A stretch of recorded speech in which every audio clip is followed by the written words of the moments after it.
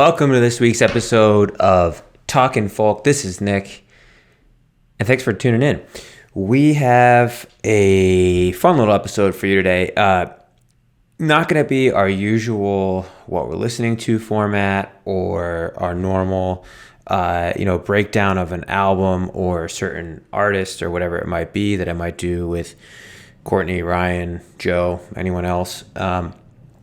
Today, I'm going to take you through maybe long overdue how I found Guy Clark. So as a host of a folk genre music show, it's probably embarrassing for me to say that I just really got into Guy Clark. And actually, I know Jimmy is, and he hosted the show before I did. I just missed him. I got to be honest. Like I knew his name, but I missed him. And it took me a little nudge from none other than Todd Snyder to actually kind of get me down the path of getting my way to Guy Clark. So before I get there, the reason I'm here to host the show today is because I want to tell you just how great music is and the kind of things that one thing can lead to the next and put you like, okay, I had no intentions of really getting into Guy Clark. And it could be a new artist, it could be an old artist, whatever it might be. But you end up going down, you can go down a rabbit hole and be like, oh, this guy played with this person. And then there was this cover song. And then, wait a minute. And then they played together on stage. Like, that's kind of crazy. This is the song that made him famous, but it wasn't even his song. Like, spoiler, I just kind of told you all of it, but whatever. So let's rewind a little bit and let's go back to Todd Snyder. So today is April 23rd, Friday, April 23rd, and Todd has a new album called First Agnostic Church of Hope and Wonder. Basically what happened was it was during quarantine. Todd had been doing like a lot of artists that we've either seen or covered or people have logged into their streams. He's doing Instagram and YouTube live shows, and a lot of what he ended up doing was cover songs of people who either influenced him or started writing songs about the people who influenced him or his friends or whatever it might be. And now he's decided to take all that material and refine it and actually make an album, which he's released today. There was a bit of controversy about the album. I won't go too deep into that, but if you kind of look it up, I guess apparently there was some kind of disagreement with his record label they wanted to put a song in that he didn't want included, and they included it anyway. And I'm just happy it's coming out, so I'm really looking forward to it. So the first song that he put out, or one of the first that he put out, was called "Turn Me Loose, I'll Never Be the Same." And that's what kind of started this little rabbit hole or journey, if you will, all the way to Guy Clark. So let me actually, what I'll do is I'll play the music video, because this is really kind of where it all started. Put on rock and push it till the good time roll. Here's to Colonel Bruce Hampton, may he rest the good Lord's soul. That's what them rodeo cowboys would yell when they was ready to go. Turn me loose, I'll never play the same. Yeah, that's what rodeo cowboys used to yell when they was ready to go. Turn me loose, I'll never play the same. It's like another way to say Eureka or Geronimo. So that part right there is really important and kind of the basis for the whole song. So this song is actually about a conversation that he had with this guy named Jerry Jeff Walker, who if you already know who he is, maybe this isn't a surprise to you, and you may know that they're really close, Todd and Jerry Jeff. Actually, I should say were really close. Jerry Jeff passed away in October of 2020, so late last year. And I think that kind of started the whole, Todd wanting to pay tribute to some of his idols that he lost. So on this album that's coming out, he's got songs about Jerry Jeff, which is this one. He's got songs about John Prine, Colonel Bruce Hampton, which you actually referenced in the beginning of this song, Neil Castle, There's a pretty long list. I think they're all about individuals or friends that he lost, most of them too soon. So that line, "Turn me loose, I'll never be the same," there was a press release that he put out with this. And he said, "I heard that when in a Jerry Jeff Walker live set when I was young. I think it came out in the 70s. And Todd, I imagine he was probably a kid at that time. And he said, from the moment I heard that, that captured me." It turns out that eventually they became friends once he started writing music and became more popular and all that. And he basically, that "turn me loose, I'll never be the same" ended up becoming Todd Snyder's kind of motto in life, in addition to Jerry Jeff's. But like, it became his creed, if you will. Like, once I write a song and once I put it out there, like, turn it loose, and I know that's when it's good to go. So that's his version of that, is actually at the beginning of the song when he says, he puts his foot up against a rock, and when he knows he can rock against it, that's when the song is ready. Jerry Jeff's version was, "If you turn me loose, I'll never be the same." But what's really interesting was they had this conversation, which is what the song is really based around, which was just about life. And Jerry Jeff, when this conversation happened, was pretty old over the phone and just reflecting on things. And he told him, well, that's what rodeo clowns, or rodeo clowns, I guess, I don't know, bull riders or whatever, say when they're about to get released from the gate. "Turn me loose, I'll never be the same. And like, I'm ready to go. Like, now's the time to do this." So he says in that same press release, this was at the beginning of a live album from the 70s for Jerry Jeff Walker, who, by the way, at this moment I had never even heard of. So I only knew Todd Snyder in this equation. Read this press release, I'm like, I'm going to find out who this guy is, because if he influenced Todd, a chance that I like him, or at least some of his work turned out to be true.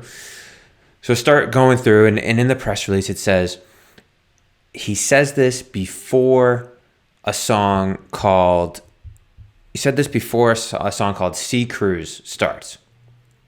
So I'm combing through stuff, and I find eventually this album, which was actually pretty popular, and I don't know if it may actually be his most popular release. But anyway, it's called "A Man Must Carry On." It's from 1977 era. I think there's a few different concerts that are kind of pieced together, but they're all live songs. And I go, of course, right to "Sea Cruise" melody, and I'm like, oh, that's not it. It is just a medley of "Sea Cruise," "Johnny Be Good," "Peggy Sue," so some standards. But then I look on the track listing, and right above it is a song called "Mr. Bojangles," and I'm like, oh, I know the song "Mr. Bojangles." I know the Sammy Davis Jr.'s version of Mr. Bojangles. I know the Bob Dylan version of Mr. Bojangles. I actually didn't know that it wasn't a Bob Dylan song. I just assumed that Sammy Davis Jr. was covering Bob Dylan. So I go, well, I got to listen to this. The song was first taking shape about 2 blocks from here. So then this intro hook riff starts playing, and I'm like, I know this song. I assume this maybe is his song, and I still don't really even know at this point. So then I go and Google it. It is. This is Jerry Jeff Walker's song, "Mr. Bojangles." And then I start doing some Googling on, Todd Snyder, Jerry Jeff Walker, and probably the coolest thing pops up that I've ever seen, maybe live. I wish I would have seen it live in person. So I'm going to pause the actual version for a second and put on the video that somebody took in 2012 at Austin City Limits. So it starts with Todd Snyder telling a story about how he was touring with Jerry Jeff Walker, and they wrapped up a set, and it's in New Orleans. And in New Orleans is where this song was actually written, because Jerry Jeff Walker ended up in prison for public intoxication. And in prison is this fellow who he called Mr. Bojangles, that he met, and he was a dancer. He was like, he traveled in carnival shows, minstrel shows, that sort of thing, which was, more acceptable at that point. Not really acceptable, but more acceptable. And then flash forward to a few years before this was recorded in 2012. Todd and Jeff were wrapping up a set. They closed down the bar. They go for a walk after, and they can hear somebody playing the intro riff to Mr. Bojangles. So they stop and watch. And so this whole story, this whole thing is great that Todd covers. And the bonus here is that as they start to play the song, you can see that Todd is genuinely surprised that Jerry Jeff Walker comes out on the stage with Todd. And for even a more bonus, you've got Jason Isbell playing guitar with them and Amanda Shires playing the fiddle with them. So here we go. Listen, no. So I just gotta tell you, it's gonna sound like I'm bragging, and if I am, man, give it to me. I've been coming around long enough. I could do this just one time, maybe, I got to go do a show with Jerry Jeff Walker in Santa Fe. And after the show, we went and we closed up a bar. And when the bar got closed, we started walking back to our hotel, and there was nobody on the street. And as we were walking back to our hotel, somewhere in the distance around the corner, you could hear this.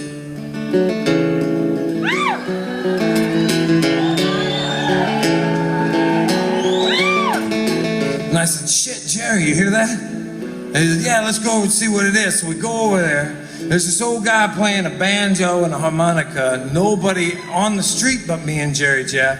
And this guy, who has no idea that Jerry Jeff Walker's even in town, is singing Mr. Bojangles at 3 a.m. to nobody. This still affects me watching it now, and I've watched this video probably 25, 30 times. I just can't get enough of it. Even the first time that I watched it, it was captivating to me to think that, if you just think about that dynamic where you've got the person who wrote the song watching a street performer perform a song at 3 a.m, has no idea that that's the actual artist who wrote the song. To me, is like this crazy thing, and it's a story told really well by Todd Snyder. So I'll stop interrupting him. I kept waiting for Ashton Kutcher to come out or something like that. I was like, I thought, did somebody dose me or something? So we walk over to this guy, and we stood there, and we listened to him play Mr. Bojangles. And the whole time I was thinking to myself, should I tell this guy that this is the guy that wrote it, And then I thought, no, if he wants to tell me, he can tell him. And he didn't tell him. He just stood there, he listened to the song, and when it got over, he said, "That was great." And he threw a bunch of money at it. And then I thought to myself, I don't know, it must have been something I did good in a previous life, because I did something in this life worth that, like the karma on that. And I was grateful that I got to be there for that moment. And if you'd indulge me, I would like to sing that song. It goes like... So that story is amazing. And then he starts to play the song, and you could see that he goes to play, and he's genuinely surprised by Jerry Jeff Walker walking out on the stage to play with the three of them.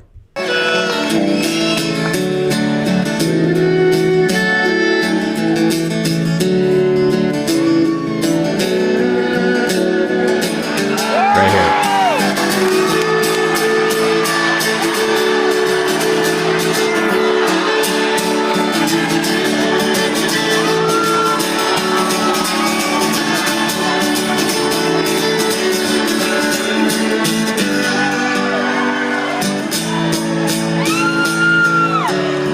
I knew a man Bojangles and he danced worn-out cheese. So now I'm thinking about how. So this is clearly a link that's happened. So anyway, go back to that live album that I was just talking about. On A Man Must Carry On, I was playing Mr. Bojangles over and over again just because I knew the song. But back to what the point was I was trying to find that "Turn Me Loose, I'll Never Be the Same" line. Well, actually, what it turns out is it's it's the first line of the next song after Mr. Bojangles. So after I listened to Mr. Bojangles on that album about 5 times, I finally let it play through and go to the next song, which is LA Freeway. And I have to stop this this Todd Snyder live version. You should go watch it. Go search it. Just search Todd Snyder, Jerry Jeff Walker, Jason Isbell, Mr. Bojangles. It'll pop up. It's got a lot of views. It's incredible.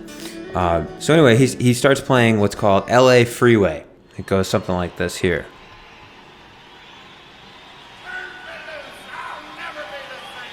So there's the line.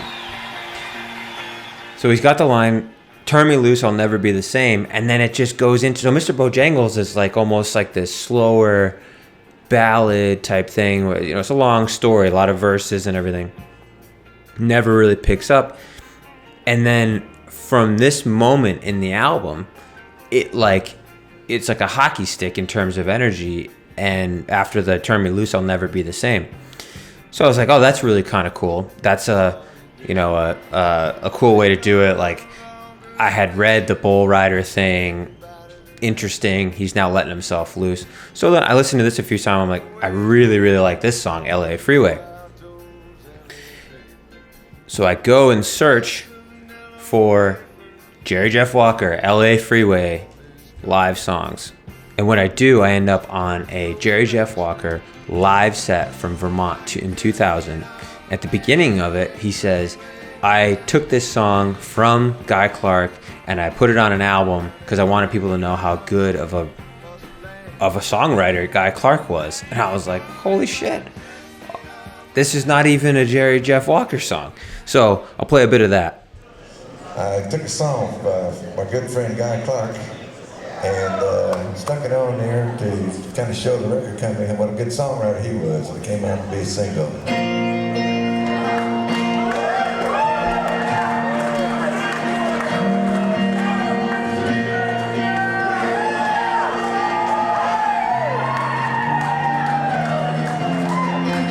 Pack up all the dishes, make no longer mission, say goodbye to the landlord for me, some bitch he always born, go out those LA papers, only my son never When we get to the pickup, that's much different than the Guy Clark version. always concrete, don't get screwed.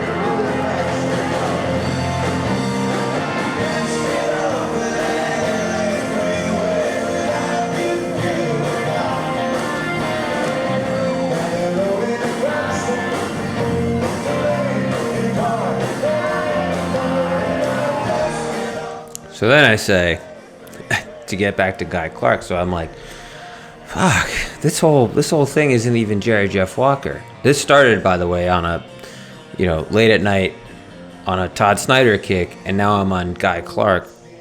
And so, of course, I say, so give me a Guy Clark song. I go type in LA Freeway, might as well start there.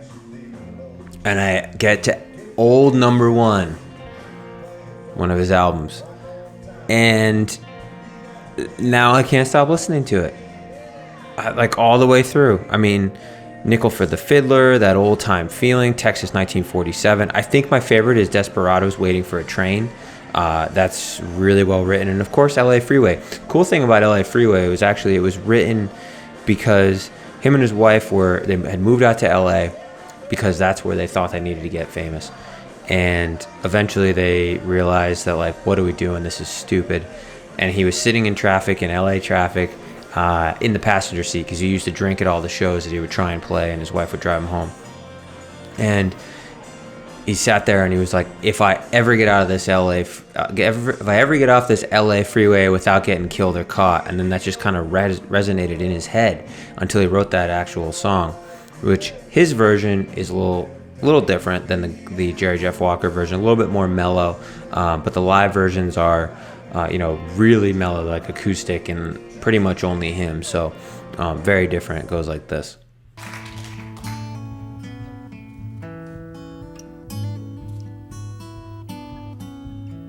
Pack up all your dishes, Make note of all good wishes and say goodbye to the landlord for me. That some of the bitches always bored me. Throw out them LA papers, moldy box of vanilla wafers. Adios to all this concrete. Gonna get me some dirt road back street. If I can just get off of this LA freeway without getting killed or caught, down that road in a cloud of smoke to some land I ain't bought, and you put the pink card in the mailbox. Leave the key in that old front door lock. They'll find it likely as not. I'm sure there's something we have forgot. Oh, Susanna, don't you cry, babe. Love's a gift that's surely handmade. We got something to believe in. Don't you think it's time we're leaving? If I can just get off of this LA freeway without getting killed or caught, down that road in a cloud of smoke to some land. So that's how I got to Guy Clark, from Todd Snyder to Jerry Jeff Walker to one of the most interesting videos I've ever watched, to Guy Clark himself. All right, that's an episode. Thanks for tuning in for this week's episode of Talkin Folk. This was Nick. And if you like what we're doing, please like, listen, and subscribe. It only helps us out. And if you don't like what we're doing, just pretend this never happened. We'll catch you on the next one. Everything you're saying, and just to keep on playing. If I can just get off of this LA freeway without getting killed or caught, down that road in a cloud of smoke to some land I ain't thought. If I can just get off of this LA freeway